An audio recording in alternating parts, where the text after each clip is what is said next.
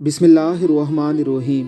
वो रोज़ाना आती थी, मेरे क्लिनिक पर सबसे आखिरी सीट पर बैठ जाती थी, अपनी बारी का इंतज़ार करती रहती। अपने से बाद में आने वालों को पहले चेक कराने के लिए अपनी जगह दे देती थी। वो खिसकती हुई वहीं आखिरी सीट पर पहुंच जाती थी। औरतें अपनी बीमारियां बताती तो वो गौर से सुन रही होती, उसे सवाल जवाब भी करती। उम्र कोई 30 से 40 साल के करीब थी।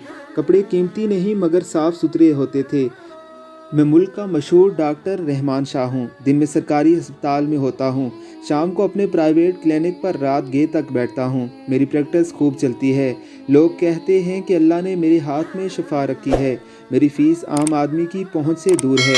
मेरा घर में इंतज़ार करने वाला कोई नहीं, इसलिए मेरा ज़्यादा वक्त क्लिनिक पर ही गुजरता है। बीवी 2 साल पहले फौत हो चुकी थी, जबकि बेटियों के फ़राइज़ में अदा कर चुका हूँ। दोनों अपने घरों में आबाद हैं। वो लड़की बिला नागा तकरीबन 1 से 1.5 घंटे क्लिनिक पर बैठती और फिर चली जाती, बगैर चेक करवाए और दवा लिए। आज मैंने इरादा किया कि उसे पूछूंगा कि वो क्या करने आती है। मैंने उसे मुखातिब करते हुए कहा कि बीबी आप आगे आएं। मैंने अपनी मरीज़ा को दूसरी तरफ बिठाकर उसे इशारा किया। वो परेशान होकर मेरी तरफ देखने लगी। जी मैं आपको बुला रहा हूँ, आएँ अब आपकी बारी है।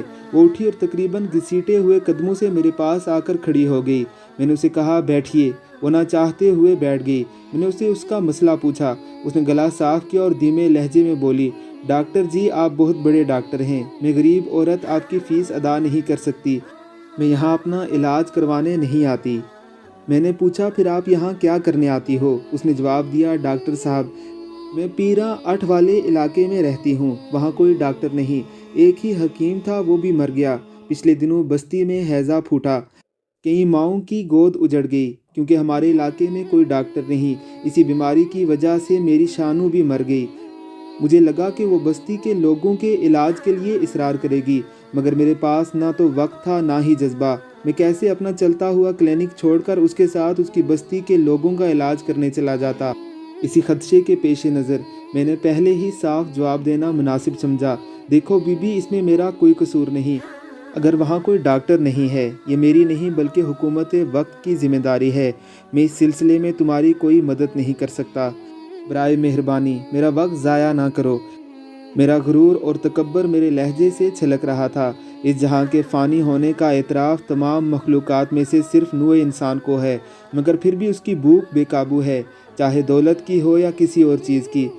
मेरे मरीज़ मेरा इंतज़ार कर रहे थे। मैं जान छुड़ाने की घर से गुस्सीले लहजे में कहा, बीबी जब कोई बीमारी नहीं और कोई काम नहीं तो यहाँ क्या करने आती हो?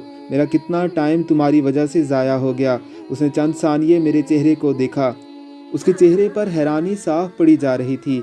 शायद उसे मुझ जैसे आला दर्जे के डॉक्टर से ऐसे घटियापन की उम्मीद ना थी।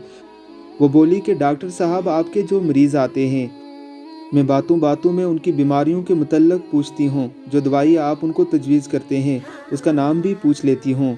इस तरह रोज़ 1-2 मरीज़ों से मेरी बात हो जाती है। घर जाकर मैं बीमारी और दवाई का नाम कापी पे लिख लेती हूँ। पूरी 5 जमातें पास हूँ।